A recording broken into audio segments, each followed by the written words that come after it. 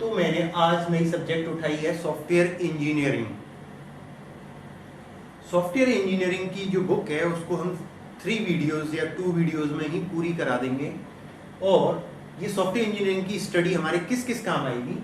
IBPS IT officer, SBI IT officer, GATE की परीक्षा के लिए, MTech के लिए, UGC नेट कंप्यूटर साइंस के लिए, इंफॉर्मेशन असिस्टेंट के लिए, प्रोग्रामर के लिए और अदर एग्जाम्स के लिए, plus BTech, BCA, MTech, MCA, MSc CS, MSc IT और अदर इंफॉर्मेशन टेक्नोलॉजी से रिलेटेड एग्जाम्स के लिए, वेब डेवलपर के लिए, सॉफ्टवेयर डेवलपर के लिए, इंटरव्यू के लिए। ठीक है दोस्तों, तो सबसे पहले अपन स्टार्ट करते हैं, ये सॉफ्टवेयर इंजीनियरिंग है क्या। ठीक है, इसको शॉर्ट में SEB बोलते हैं। SE stand for software engineering. तो दोस्तों मैं आपको बेसिक चीजों से ऊपर ले जाऊंगा। ठीक है, जिनको आती है दैट्स वेरी गुड, जिनको नहीं आती वो यहाँ पर कंसंट्रेट होकर देख लें। Software engineering is a profession dedicated to design and implementing modifying software.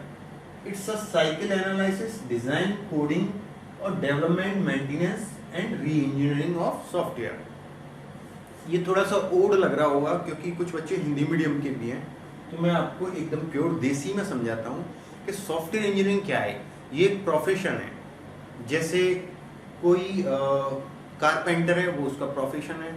कोई खेती करता है तो वो उसका प्रोफेशन है। ठीक है, कोई बिजनेस करता है तो वो उसका प्रोफेशन है।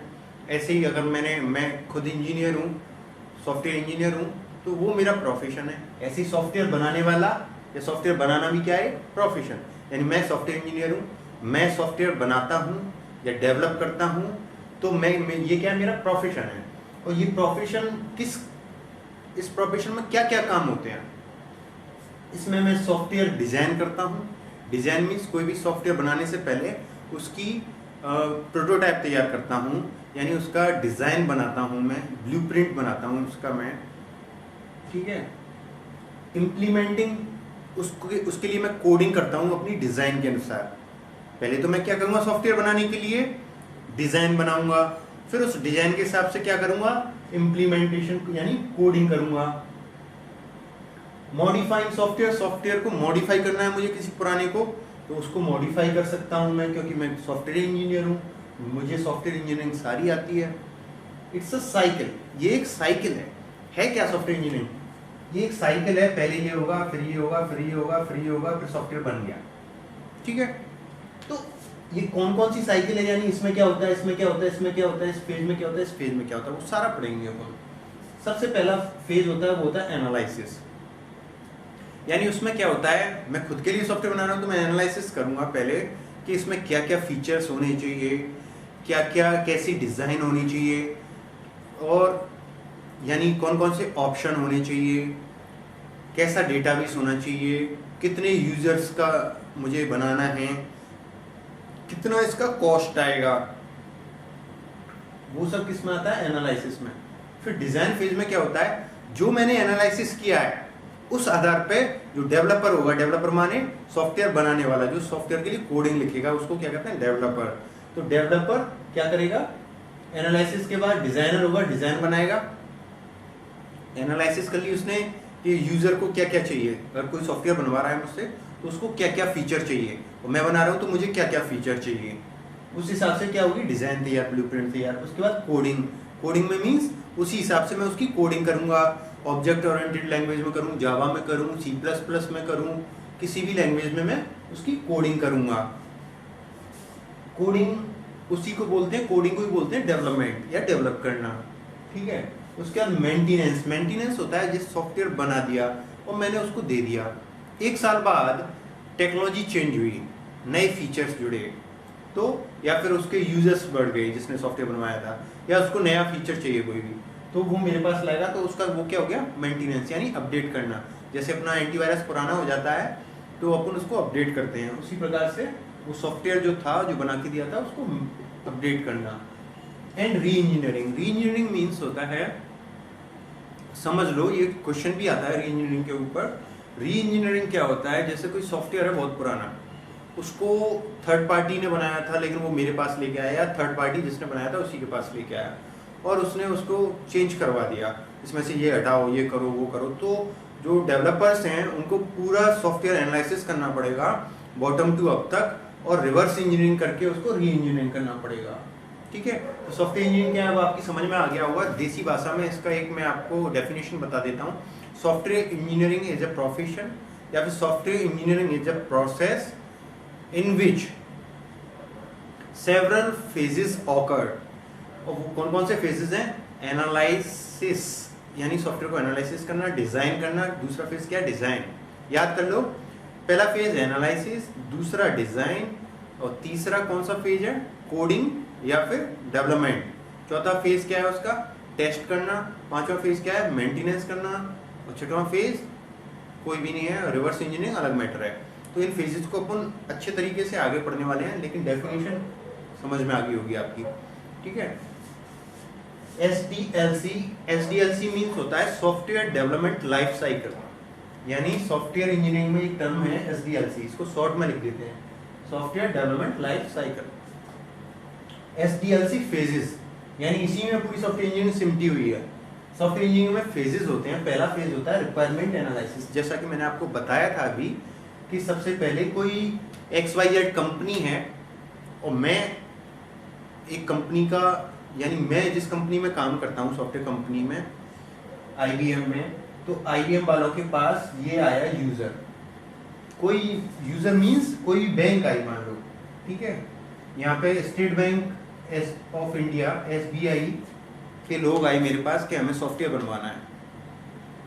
तो मैं उनसे पूछूंगा आपकी रिक्वायरमेंट क्या क्या है, बैठा के उनको आमने सामने। वो मेरे लिए कस्टमर है, जो SBI टीम वाले हैं, जो सॉफ्टवेयर बनवाना चाहते हैं मुझसे। तो मैं उनको बिठा के आमने सामने पूछूंगा कि आप उनकी रिक्वायरमेंट को नोट करूंगा कि उनकी रिक्वायरमेंट क्या है, कैसा सॉफ्टवेयर चाहिए, 1 मिलियन 10 मिलियन कितने यूज़र का डेटाबेस चाहिए इनको। सबसे मोस्ट इम्पोर्टेंट थिंग, इनके सॉफ्टवेयर की कितनी कॉस्टिंग, यानी कितना बजट है इनके पास, उस बजट के हिसाब से भी मुझे देखना पड़ेगा। और रिस्क सिक्योरिटी देखनी पड़ेगी मुझे, ऐसी सिक्योरिटी चाहिए इनको, ठीक है, कोई बग नहीं रहना चाहिए, और डेटाबेस मैनेजमेंट भी चाहिए इनको, ऑप्शन भी चाहिए इनको, इंटरनेट बैंकिंग भी चाहिए। जो भी सारे फीचर्स हैं वो बनवाना चाह रहा है, वो सारी चीज़ें नोट डाउन करूँगा मैं। ठीक है, जब सॉफ्टवेयर इंजीनियर में कोई भी सॉफ्टवेयर स्टार्ट से लेकर एंड तक जो भी प्रोसेस हुई है उनको एक डॉक्यूमेंट में नोट करते हैं। उस डॉक्यूमेंट को कहते हैं SRS डॉक्यूमेंट, सॉफ्टवेयर रिक्वायरमेंट। मैंने लिखा भी यहाँ पे सॉफ्टवेयर रिक्वायरमेंट स्पेसिफिकेशन। SRS के ऊपर क्वेश्चन बन जाता है कभी कभी, SRS स्टैंड्स फॉर, तो आपको तुरंत पहचान जाना चाहिए कि SRS stand for software requirement specification. SRS क्या होता है? डॉक्यूमेंट होता है, और बड़ा डॉक्यूमेंट होता है। क्यों? क्योंकि इसमें सारे फेजेस की डॉक्यूमेंटेशन होती है। तो सबसे पहले रिक्वायरमेंट एनालिसिस में क्या होता है, यूजर की सारी रिक्वायरमेंट मैं नोट डाउन करूंगा फेस टू फेस बिठा के। फिर आता है डिज़ाइन फेज, उसमें डिज़ाइनर यानी डेवलपर या डिज़ाइनर जो भी है वो उसका डिज़ाइन प्रोटोटाइप ब्लूप्रिंट तैयार करेगा, मैप तैयार करेगा एक तरीके से, यहाँ ऐसा फीचर होना चाहिए, यहाँ ऐसा होना चाहिए, विंडो ऐसी दिखनी चाहिए सॉफ्टवेयर की, ये फीचर होने चाहिए होम पेज पे, ये वो जो भी है उसका, वो क्या डिज़ाइन फेज में है। फिर तीसरा फेज होता है इम्प्लीमेंटेशन, यानी उस डिज़ाइन के अंदर क्या लाइफ डालना एक तरीके से, इसीलिए तो इसको सॉफ्टवेयर डेवलपमेंट लाइफ साइकिल कहते हैं। यानी वो डेड है अभी, निर्जीव है, उसको सजीव करूंगा मैं। ठीक है, तो उसमें लाइफ डालूंगा मैं। तो लाइफ किससे डलेगी? कोडिंग से, प्रोग्रामिंग से, जावा से, C++ से, जो भी मुझे उचित लगता है उस लैंग्वेज में जिसमें मैं बना रहा हूँ सॉफ्टवेयर, तो उसी को क्या कहते हैं? इम्प्लीमेंटेशन, कोडिंग या डेवलपमेंट फेज। याद रखना। अगला है टेस्टिंग। जब सॉफ्टवेयर में कोडिंग भी होगी, डिज़ाइन एनालिसिस हो गया, उसके आधार पर हमने डिज़ाइन बना ली, डिज़ाइन के आधार पर कोडिंग भी होगी, कोडिंग के बाद सॉफ्टवेयर बन गया, चालू हो गया। चालू होने के बाद हम देखेंगे उसमें कोई कमी तो नहीं रह गई है, कोई बग तो नहीं रह गया है। सॉफ्टवेयर टर्मिनोलॉजी में कोई भी एरर होती है, गलती होती है, उसको क्या बोलते हैं? बग बोलते हैं। और उस गलती को ठीक करने की जो प्रोसेस है उसको बोलते हैं डिबग। Debug, DEBUG।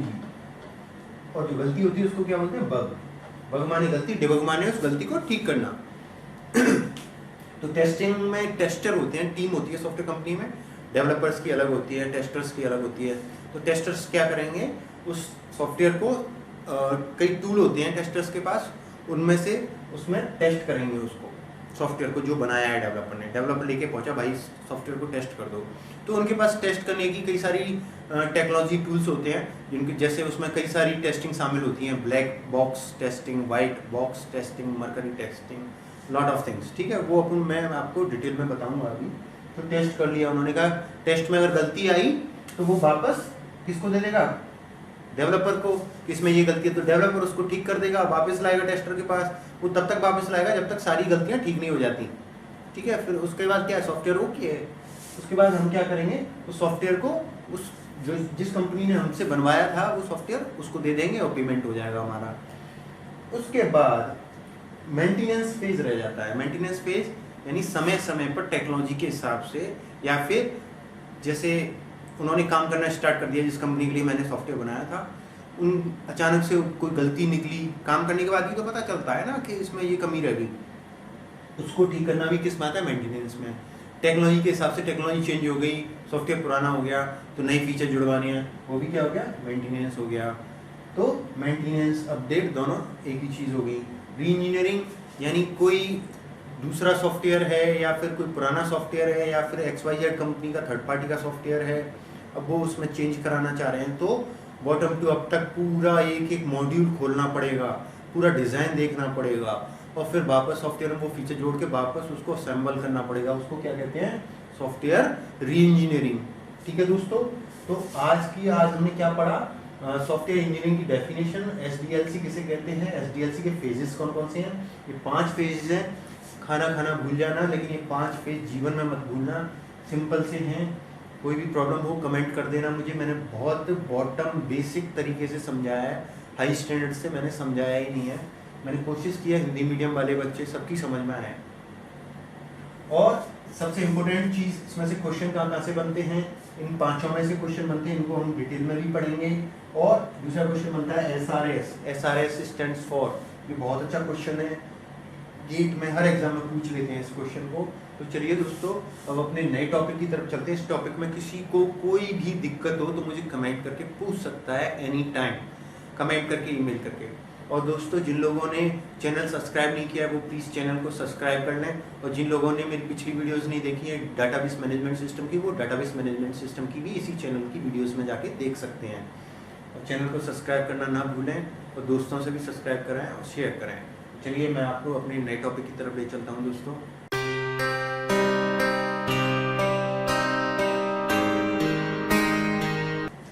तो दोस्तों, हमारा दूसरा टॉपिक है मॉडल्स। सॉफ्टवेयर इंजीनियरिंग में मॉडल्स होते हैं, सॉफ्टवेयर बनाने के मॉडल्स, यानी सॉफ्टवेयर कई तरीकों से बनता है, उसमें से किसी एक तरीकों को क्या बोलते हैं, मॉडल। अब कोई कौन से तरीके से सॉफ्टवेयर बना रहे हैं तो उसके अलग अलग मॉडल्स हैं।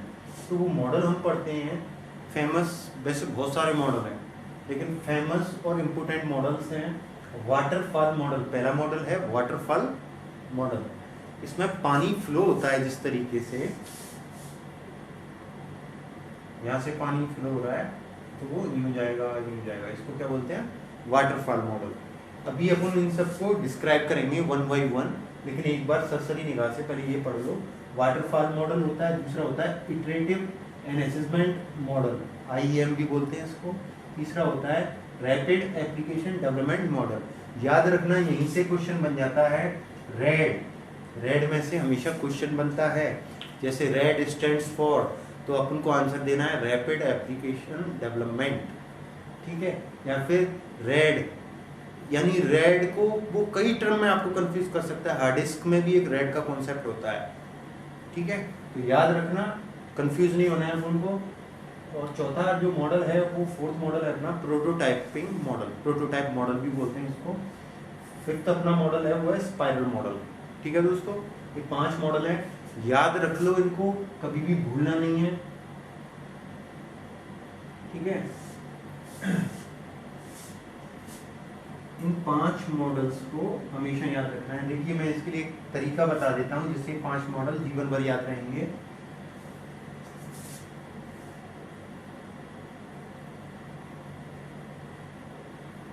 यानी ये आपको याद रहेंगे, Sam Walter rest in peace. इन पांचों मॉडलों को याद करने के लिए इस नाम को याद कर लो। सैम वॉल्टर, किसी आदमी का नाम है सैम वॉल्टर, और रेस्ट इन पीस, वो मर गया तो उसकी आत्मा को शांति के लिए रेस्ट इन पीस। अब इसमें से कैसे याद आएगा अपन को पांचों मॉडल के नाम? S for spiral model, W for waterfall model, R for rapid application development, I for iterative model, P for prototype model. ठीक है, इस नाम को याद कर लो, ये पांचों मॉडल याद हो गए आपको। ठीक है, अब इन पांचों मॉडल के क्यों हम एक मॉडल से क्यों नहीं करते काम, पांचों मॉडल से क्यों करते हैं? तो उसके डिफरेंशिएशन करने के लिए कई सारे फैक्टर्स होते हैं। कौन कौन से फैक्टर्स हो सकते हैं वो? कॉस्ट, किसी मॉडल से ज़्यादा कॉस्ट आ रही है और किसी दूसरे मॉडल से सॉफ्टवेयर बनाने की कॉस्ट है जो वो कम आ रही है। किसी मॉडल से जल्दी सॉफ्टवेयर बन रहा है, किसी मॉडल से लेट सॉफ्टवेयर बन रहा है। किसी मॉडल में रिस्क एनालिसिस की फैसिलिटी है, सिक्योरिटी अच्छी है, किसी में रिस्क एनालिसिस का नामो निशान नहीं है। किसी में यूज़र का इन्वॉल्वमेंट सिर्फ डॉक्यूमेंटेशन एनालिसिस के टाइम पे होता है, किसी मॉडल में यूज़र का इन्वॉल्वमेंट एंड तक होता है, जब तक सॉफ्टवेयर बन नहीं जाता तब तक यूज़र इन्वॉल्व रहता है उसमें। ठीक है दोस्तों, तो हमेशा याद रखना कि ये सारे मॉडल्स जो हैं अपने बेसिकली वही फैक्टर्स, फेजेस जो मैंने अभी बताए थे पिछली वीडियो में, पिछले टॉपिक में, वही फेजेस कौन कौन से? रिक्वायरमेंट एनालिसिस, डिज़ाइन और कोडिंग या डेवलपमेंट और टेस्टिंग और मेंटेनेंस। ये 6 के 6 फेजेस हमेशा हर मॉडल में ही घुमा फिरा के यूज होने ही होने हैं। ये दिमाग में फिट कर लो, इसलिए उनको याद कर लिया आपने उन 6 को। कौन कौन से मेरे साथ याद कर लो? रिक्वायरमेंट एनालिसिस यानी यूज़र क्या क्या चाहता है, डिज़ाइन यूज़र की जो चॉइसेस हैं, जिस तरीके से वो चाहता है उस हिसाब से डिज़ाइन बना दी। तीसरा फेज है कोडिंग, उसी हिसाब से कोडिंग कर दी डिज़ाइन के हिसाब से। चौथा फेज है क्या? टेस्ट करना, टेस्ट कर दिया। पांचवा फेज क्या है हमारा? मेंटेनेंस, मेंटेनेंस कर दिया। अब इनको 2-2, 3-3 लाइन में लिखोगे तो 2 पेज भर जाएंगे, सिंपल सा है। अब उनको याद कर लो यहीं पर। ठीक है, ये पांचों मॉडल याद हो गए, प्लस इनके अंदर आने वाले जो फेजेस हैं वो मैंने अभी आपको बता दिए, रिक्वायरमेंट से लेकर मेंटेनेंस तक। डिफरेंशिएशन उनको cost, fast development, risk analysis, इन सब कामों का हम करते हैं। तो वन बाय वन चलते हैं, अपन वाटरफॉल मॉडल पे चलते हैं अपने नए टॉपिक पे, फिर अपन चलेंगे 1 बाय 1 सारे मॉडल्स को पढ़ लेंगे, फिर अपन आगे बढ़ेंगे। ठीक है दोस्तों,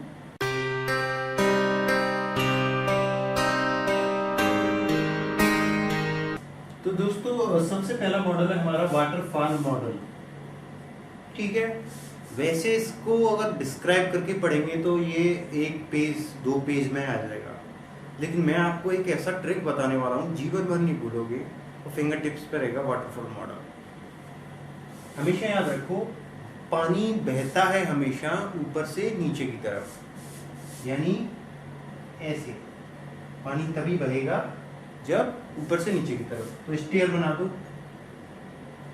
ठीक है, ऐसे पानी बह रहा है तो हर एक इस पॉइंट पर एक फेज आएगा। जैसे पहला, इसको देखो वाटरफॉल स्टाइल में बनाया ना, तो पहला है अपना रिक्वायरमेंट एनालिसिस। पहला फेज क्या है? Requirement analysis. कोई भी सॉफ्टवेयर बनेगा तो जो सॉफ्टवेयर बनवाना चाह रहा है वो पूरी रिक्वायरमेंट बताएगा। जो यूजर है, कस्टमर है, वो पूरी रिक्वायरमेंट बताएगा कि सॉफ्टवेयर में ये चीजें मुझे चाहिए। दूसरा फेज है, उसमें जो उसने जरूरतें बताई हैं, जो रिक्वायरमेंट एनालिसिस किया है, उसके आधार पर क्या बनेगा? डिजाइन, उस सॉफ्टवेयर की डिजाइन बनेगी। डिजाइन के आधार पर इम्प्लीमेंटेशन होगा, यानी कोडिंग या डेवलपमेंट। इम्प्लीमेंटेशन को क्या बोलते हैं? कोडिंग या डेवलपमेंट। सॉफ्टवेयर डेवलपर उसी हिसाब से डिजाइन और रिक्वायरमेंट के हिसाब से कोडिंग कर देंगे, मॉड्यूल्स बना के। फिर सॉफ्टवेयर तैयार हो गया तो उसके बाद क्या वो सॉफ्टवेयर सही काम कर रहा है, क्या उसमें कोई कमी तो नहीं रहेगी, क्या उसमें कोई सिक्योरिटी पैच तो नहीं रहेगा, क्या उसमें कोई बग तो नहीं रहेगा, गलती तो नहीं रहेगी, वो टेस्टिंग के जरिए पता लगाएंगे टेस्टर्स। और कोई गलती होगी तो वो वापस चला जाएगा डेवलपर्स के पास और डेवलपर्स को ठीक कर देंगे, वापस टेस्ट होगा। यानी इस फेज को वेरिफिकेशन भी कहते हैं। याद रखना, सॉफ्टवेयर वेरिफिकेशन एंड वैलिडेशन, ये क्वेश्चन बनता है। अगला है मेंटेनेंस। मेंटेनेंस जैसा कि मैंने अभी आपको बताया था, टेस्टिंग के बाद कौन सा फेज आता है, मेंटेनेंस। इसमें क्या होता है, कोई फंक्शन जुड़वाना है बाद में कुछ दिनों बाद, या कोई कमी रह गई थी सॉफ्टवेयर में जो काम करने के बाद पता चली, या फिर सॉफ्टवेयर में कुछ अपडेट कराना है या कुछ नया फीचर जुड़वाना, वो किस में आते हैं, सारे मेंटेनेंस में आते हैं। खत्म, वाटरफॉल मॉडल खत्म। ये सबसे अच्छा मॉडल माना जाता है वाटरफॉल मॉडल वैसे, क्योंकि कॉस्ट इफेक्टिव है, ये जल्दी बन जाता है और फ्रेंडली है। इसके बाद अपन दूसरे मॉडल पे चलते हैं। इस टॉपिक में, इस मॉडल में किसी को कोई प्रॉब्लम हो तो कमेंट कर देना, मैं वापस समझा दूँ, वैसे सबकी समझ में आ गया होगा। चलिए अपना दूसरा मॉडल देखते हैं।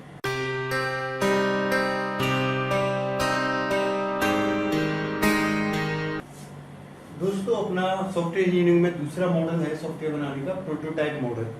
इसको प्रोटोटाइपिक मॉडल भी कहते हैं। एक चीज हमेशा दिमाग में रखना, फेजेस वही रहेंगे लेकिन घुमा फिरा के होंगे थोड़े से। तो सबसे पहला फेज रिक्वायरमेंट एनालिसिस। इसमें यूजर क्या क्या चाहता है बनवाना, वो सारी चीजें रिक्वायरमेंट एनालिसिस में नोट कर ली जाएंगी। ठीक है, एक और चीज मैं आपको बता दूं जिससे ये हमेशा याद रहेगा आपको, वाटरफॉल मॉडल के जैसा ही मॉडल है ये, लेकिन इस मॉडल में सिर्फ एक डिफरेंस है उस मॉडल से, वाटरफॉल से। वो क्या है, वाटरफॉल मॉडल में फाइनल जो सॉफ्टवेयर है वो सारे फेज कंप्लीट करके ही मिलता है। ठीक है, इस फेज में क्या होता है, इसमें प्रोटोटाइप मॉडल में क्या होता है, सॉफ्टवेयर बनने के बीच में ही सॉफ्टवेयर मिल जाता है काम करने के लिए, लेकिन वो ओरिजिनल सॉफ्टवेयर नहीं होता, वो टेम्परेरी सॉफ्टवेयर होता है जिसको बोलते हैं बीटा। क्या बोलते हैं उसको, बीटा, या फिर क्या बोलते हैं, प्रोटोटाइप। यानी उस पर काम कर सकते हो जब तक यूजर है जो वो एनालिसिस करने के लिए ले लेता है कि अब हम इस पर काम करके देखते हैं ठीक ठाक है क्या। ठीक है, उसके बाद वो कहता है ओके है, तब वापस री इंजीनियरिंग होकर उसको फाइनल प्रोडक्ट बनता है। जबकि वाटरफॉल में एक ही बार में फाइनल सॉफ्टवेयर बना देते हैं, इसमें बीच में उसको प्रोटोटाइप यानी बीटा सॉफ्टवेयर बना देते हैं।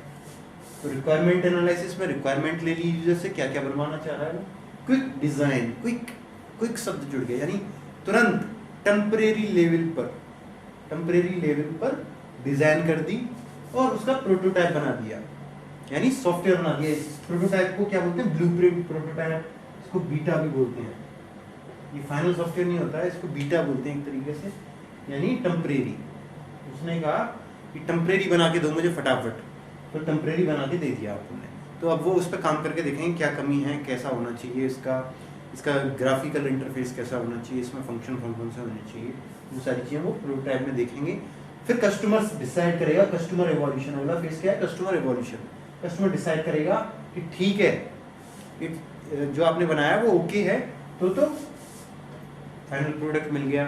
अगर उसने कहा नहीं है ओके, तो वापस कहाँ जाएगा, रिफाइन होने के लिए। रिफाइन माने वापस री इंजीनियरिंग होने के लिए डिजाइन फेज में जाएगा, वापस उसका प्रोटोटाइप बनेगा, वापस कस्टमर देखेगा, अगर सही है तो फाइनल प्रोडक्ट नीचे चला गया, और सही नहीं है तो फिर वापस फिर डिजाइन में जाएगा, फिर प्रोटोटाइप में जाएगा, फिर कस्टमर देखेगा और फिर फाइनल प्रोडक्ट मिलेगा।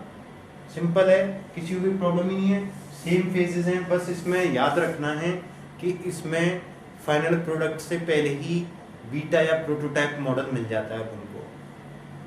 याद रखना वाटरफॉल मॉडल से इसमें थोड़ी सी कॉस्टिंग ज़्यादा आती है पैसे की, ठीक है, क्योंकि इसमें टीम को बार बार काम करना पड़ता है। सिंपल है, कोई प्रॉब्लम है कमेंट कर देना। अब अगले अपने उस पर चलते हैं, जबकि इनमें तो आपको बता ही चुका हूँ वाटरफॉल में कि रिक्वायरमेंट में अंदर क्या क्या होता है, डिज़ाइन फेज में क्या होता है, प्रोटोटाइप या कोडिंग में क्या होता है, और वही सारा मैटर वही है। तो चलिए अपने नए मॉडल पर चलते हैं अपन लोग।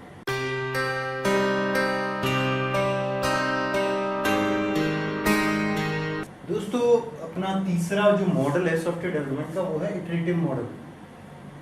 मैंने आपको पहले ही बता दिया था, सारे मॉडल में वही फेजेस हैं, जैसे requirement analysis, design, coding, implementation, maintenance, पर घुमा के थोड़ी सी। ठीक है, अब अपन ने वाटरफॉल पढ़ लिया था अभी और प्रोटोटाइप पढ़ लिया था, अब पढ़ रहे हैं इटरेटिव मॉडल।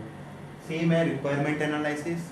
अब इसमें जो समझने वाली चीज़ जो हर में मैं बताता हूँ वो ये है, इसमें यूज़र की जो रिक्वायरमेंट है, जैसे उसकी 5 मेजर रिक्वायरमेंट है सॉफ्टवेयर की, तो हर बार वो एक रिक्वायरमेंट को पूरी करते हैं, एक या दो को या तीन को पहले फेज में, फिर वो दिखाते हैं उसको सॉफ्टवेयर को इंस्टॉल करके, क्या ये ठीक है, यूज़र कहता है ओके है, फिर वो यूज़र की बची हुई रिक्वायरमेंट है उनको अगले फेज में डाल के क्या ये फिर इंस्टॉल कर देते हैं सॉफ्टवेयर में, सॉफ्टवेयर बना के, क्या ठीक है, उसने कहा ठीक है, फिर अगली जो बची हुई फाइनल जो है रिक्वायरमेंट उनको अगले फेज में वापस डाल के फिर सॉफ्टवेयर को इंस्टॉल करके क्या ये बन रहा है जो वो बिल्कुल ठीक है, उसने कहा ओके है, तो फाइनल सॉफ्टवेयर बन गया।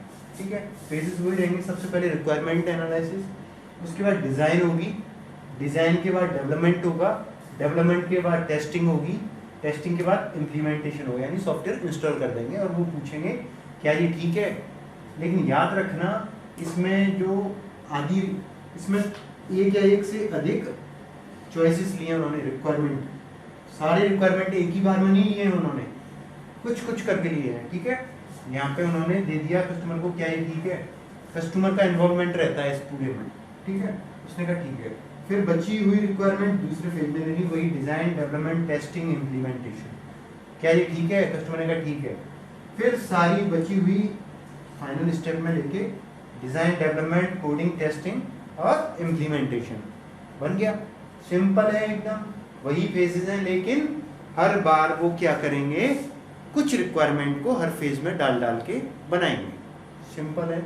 अब अपने दो मॉडल बचे हुए हैं, उन पे चलते हैं अपन। एक तो रेड बचा हुआ, रैपिड एप्लीकेशन डेवलपमेंट, एक स्पाइरल। ठीक है दोस्तों, उनकी तरफ चलते हैं।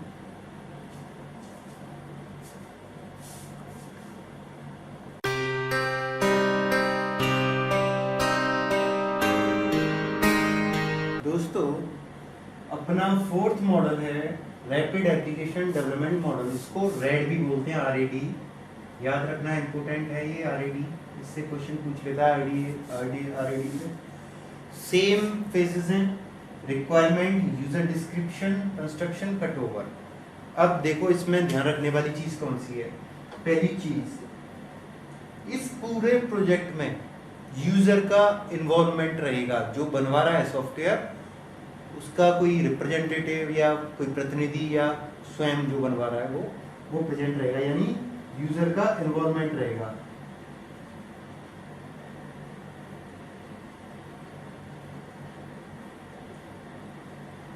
दूसरा चीज क्या याद रखना है तुमको इस मॉडल में, इसमें प्रोटोटाइप मिलता है पहले, प्रोटोटाइप मॉडल की तरह। ठीक है, और जब प्रोटोटाइप उसको यानी बीटा सॉफ्टवेयर है जो उनको पसंद आ गया प्रोटोटाइप, तो वो उसको रिफाइन करके फाइनल सॉफ्टवेयर दे देते हैं। ठीक है, रिक्वायरमेंट फेज है, फिर यूजर डिस्क्रिप्शन, यानी यूजर का डिस्क्रिप्शन इन्वॉल्वमेंट यहाँ पे रहेगा। फिर वो कंस्ट्रक्शन करेंगे, कंस्ट्रक्शन में 3 फेज होते हैं इसमें, डिजाइन डेवलपमेंट टेस्टिंग, वही डिजाइन डेवलपमेंट टेस्टिंग, उसको इन्होंने एक ही नाम दे दिया कंस्ट्रक्शन।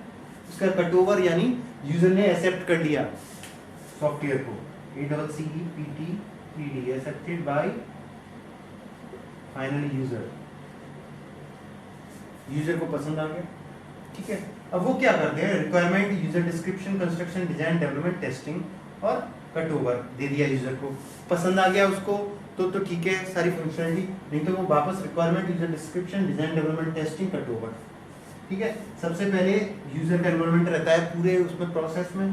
दूसरा, वो सबसे पहले प्रोटोटाइप बना के देते हैं, प्रोटोटाइप पे वो काम करके देखता है, प्रोटोटाइप पसंद आता है तो ठीक है, तो वो रिफाइन करके फाइनल प्रोडक्ट दे देते हैं उसको, नहीं तो वापस रिफाइन करते हैं, जो कमी रहेगी उसको पूरा करते हैं और फिर फाइनल प्रोजेक्ट दे देते हैं। कट ओवर मीन्स यहाँ पर सॉफ्टवेयर का डेवलपमेंट खत्म हो जाता है। सिंपल है। अब एक और रह गया है स्पाइरल मॉडल।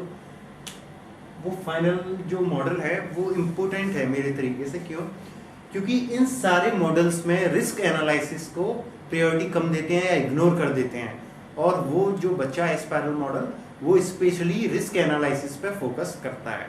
याद रखना, इससे क्वेश्चन बन जाता है, विच software development model focus on risk analysis basically या मोर इम्पोर्टेंटली। ठीक है, तो अपन को याद रखना है स्पाइरल में। इसके बाद अपन स्पाइरल मॉडल पढ़ते हैं दोस्तों। तो चलिए स्पाइरल मॉडल की तरफ चलते हैं।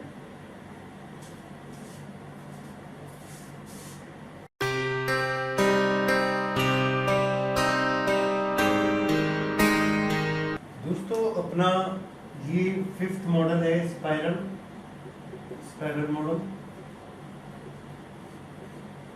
इसका ये डायग्राम है। डायग्राम में कुछ नहीं करना है आपको, एक लाइन आपको ऐसे खींचनी है, एक ऐसे खींचनी है, ठीक है। उसके बाद यहाँ से पॉइंट स्टार्ट करके यूं, ठीक है। अब इसमें P1 है prototype first, P2 prototype second, P3 prototype third. इसमें जैसे ही प्लानिंग स्टार्ट हुई, एनालिसिस हुआ, उसके बाद रिस्क आइडेंटिफाई करी उन्होंने, यहाँ पे आइडेंटिफाई करी, इस फेज में उन्होंने रिस्क को आइडेंटिफाई किया, ठीक है। उसके बाद ऑब्जेक्ट के साथ जो फैक्ट है, जो ऑब्जेक्ट है, जो उनका मेन फोकस है, उसको रिस्क का सॉल्यूशन किया। सॉल्यूशन के बाद डिजाइन फेज में उन्होंने डेवलपमेंट टेस्टिंग कर दी और फिर कस्टमर का इवोल्यूशन आ गया। इसके बाद कस्टमर ने इवोल्यूशन लिया। क्या अपन पहले P1 पे चल रहे हैं, प्लानिंग हुई, आइडेंटिफाई हुआ रिस्क ऑब्जेक्ट और रिस्क का सॉल्यूशन हुआ, डिजाइन डेवलपमेंट टेस्टिंग हुआ और कस्टमर इवोल्यूशन आया पहली साइकिल में P1 में, ठीक है। कस्टमर ने कहा कि मैं प्रोटोटाइप से सहमत नहीं हूँ, तो फिर प्लान हुआ प्रोटोटाइप 2 बना, यानी सॉफ्टवेयर का प्रोटोटाइप नंबर 2 बना, उस कमी को पूरा करते हुए, और रिस्क एनालिसिस की उन्होंने आइडेंटिफाई की और सॉल्यूशन किया और डिजाइन डेवलपमेंट और टेस्टिंग। फिर कस्टमर इवोल्यूशन आ गया, क्या आप जो सॉफ्टवेयर बनाया उससे सहमत हो, सेटिस्फाई हो? उसने कहा नहीं। तो फिर उसका प्लानिंग लिया, P3 फेज में आइडेंटिफाई करी उसकी जो रिक्वायरमेंट है और रिस्क एनालिसिस दोनों आइडेंटिफाई किए, ऑब्जेक्ट को ध्यान में रखा, रिस्क का सॉल्यूशन किया, डिजाइन डेवलपमेंट टेस्टिंग। फिर कस्टमर से पूछा क्या आप सेटिस्फाई हो? उसने कहा सेटिस्फाई हूँ, तो भैया पैसे दे जाओ और सॉफ्टवेयर को ले जाओ। 3 फेज है, 3 नहीं ये कई हो सकते हैं, जरूरी नहीं है ये प्लानिंग यहीं पे आएगा, रिस्क एनालिसिस यहीं पे आएगा, ऑब्जेक्ट यहीं पे आएगा, डेवलपमेंट टेस्टिंग यहीं आएगा, कस्टमर इवोल्यूशन नहीं यहीं पे आएगा। इसको कहीं से भी स्टार्ट कर दो इसी सीक्वेंस में, कोई प्रॉब्लम नहीं है। एग्जाम में आप सोचो कि ये डायग्राम कैसे याद रहेगा, तो मैं आपको बहुत अच्छी चीज़ बता रहा हूँ, मैं कहीं से भी स्टार्ट कर सकता हूँ इसको। यानी प्लानिंग को मैं यहाँ से स्टार्ट कर दूँ तो आइडेंटिफाई रिस्क यहाँ पे आएगा, रिस्क सॉल्यूशन यहाँ पे आएगा, डेवलपमेंट टेस्टिंग यहाँ पे आएगा, कस्टमर इवोल्यूशन यहाँ पे आएगा, ठीक है। हर फेज में यहाँ पे कॉस्ट दे रखी है, हर फेज में कॉस्ट कितनी लग रही है वो बढ़ेगी, जितने ज़्यादा फेज उतनी ज़्यादा सॉफ्टवेयर की कॉस्ट लगेगी, ठीक है। इसको कहीं से भी स्टार्ट कर सकते हो। बनाने का तरीका मैंने बता दिया, 2 लाइन ऐसे ऐसे खींचो, प्लस का साइन बड़ा वाला, और यूं करके राउंड में आप इसको खींच दो। P1 P2 P3 यानी 3 फेज बना दिए मैंने। जरूरी नहीं है 3 ही फेज हो, वो पहले फेज में ही सेटिस्फाई हो जाए या फिर वो 5वें फेज में सेटिस्फाई हो जाए, कॉस्ट उतनी लगेगी उस पर, ठीक है। इसमें रिस्क एनालिसिस मेन फोकस करना है आपको, ठीक है। बहुत अच्छा मॉडल है स्पाइरल मॉडल। इसी के साथ अपने सारे मॉडल खत्म हो जाते हैं। इन 5 मॉडल्स में किसी भी बच्चे को कोई भी कंफ्यूजन हो तो मुझे कमेंट कर सकता है, मैं उसको समझा दूंगा वापस, ठीक है। नहीं तो वीडियो को आप बैकवर्ड करके भी समझ सकते हो। इसके बाद जो मोस्ट बेसिक एग्जाम में आने वाली टर्मिनोलॉजीज हैं, जैसे पहले में मैंने बताया था आर ए वो रिक्वायरमेंट स्पेसिफिकेशन डॉक्यूमेंट बताया था, और इसमें इससे पहले मैं बताया था मैंने RAD रैपिड एप्लीकेशन डेवलपमेंट और रिस्क एनालिसिस। 3 क्वेश्चन यहाँ तक बन गए। उसके बाद कई सारे क्वेश्चन आते हैं, कोहेजन, क्लूजन और मॉड्यूलिंग और modular, modules, validation, verification, black box testing, white box testing, बहुत सारे क्वेश्चन बनेंगे इसमें से। तो अपन सबसे पहले अपने मॉडल पढ़ लिए तो ये समझ लो कि हमने इंजीनियरिंग पढ़ ली। अब इसके बाद जो टर्मिनोलॉजी है उनको हम इजी वे में, बहुत इजी डेफिनेशन में आपको समझाते हुए आगे बढ़ूंगा। तो चलिए अपने नए जो छोटी छोटी टर्मिनोलॉजीज हैं उनको समझ लेते हैं। आप घर पे एक बार इनको नोटबुक में एक बार बना लेना इन सारे मॉडल्स को, और अपनी लैंग्वेज में लिख लेना कि तुमने कैसे इंडिकेट करना है कौन से वाले मॉडल को, जिससे तुम्हें याद रहे वो। किसी को कोई प्रॉब्लम हो मुझे कमेंट कर सकता है। जिन लोगों ने चैनल को सब्सक्राइब नहीं किया वो सब्सक्राइब कर ले, वीडियो को लाइक करें अगर पसंद आती है तो। चलिए अपने नई टर्मिनोलॉजीज की तरफ चलते हैं दोस्तों।